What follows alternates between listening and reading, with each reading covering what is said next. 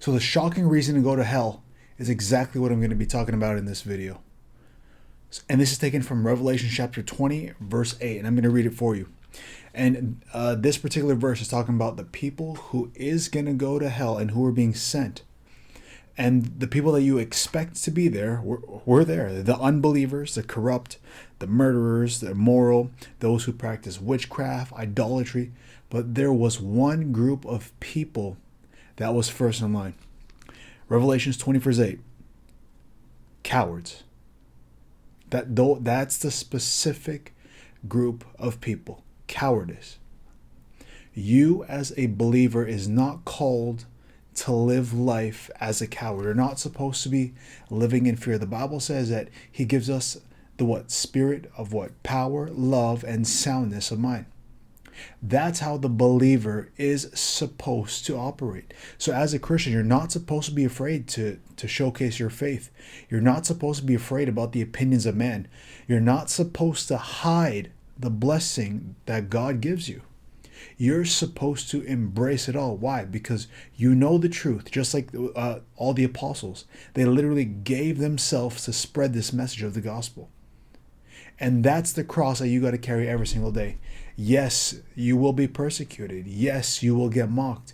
Yes, sometimes you may be even treated unfairly. I know this is a very strange concept in the Western world, but look at some of the things that our brothers and sisters go through on a daily basis. Discriminated against in terms of banks, thrown into prison, mocked, ridiculed, outcasted by society. But Jesus foretold of these things ahead of time. And look what he said in Matthew chapter 10 verse, Matthew chapter 10 verses 32. And he says, everyone who acknowledges me publicly on earth, I will acknowledge them before my Father in heaven. But everyone who denies me here on earth, I will also deny before my Father in heaven. That's straight from Jesus. So in order to live an empowered Christian life, one of the things you need to learn, this is an attribute of a believer, is you need to be bold. Boldness is a marker of Christianity. You know how I know? The book of Acts, chapter 4, verse 13. It's talking about Peter. And it said that they knew that they were ignorant and unlearned men. But they knew that they had been with Jesus. Why? Because of their love? Because they went around just hugging people and embracing them, like what's taught in modern day Christianity? No. They knew because of their boldness.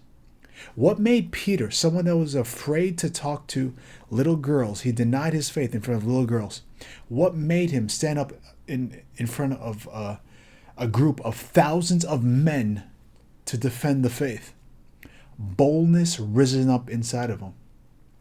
And that's how you're going to be from now on. You may have come here thinking, okay, I'm just going to keep my little faith to myself. Number one, it's against religion. Jesus said to go out and make disciples. You're not going to do it in an obnoxious way, but your life is going to be a life where God's goodness showcases. But he's not going to acknowledge you unless you have this one attribute, which is courage. And in the next oncoming videos, in the next 2 days, I'm going to be posting a mini series on how to live a courageous lifestyle. So stay tuned.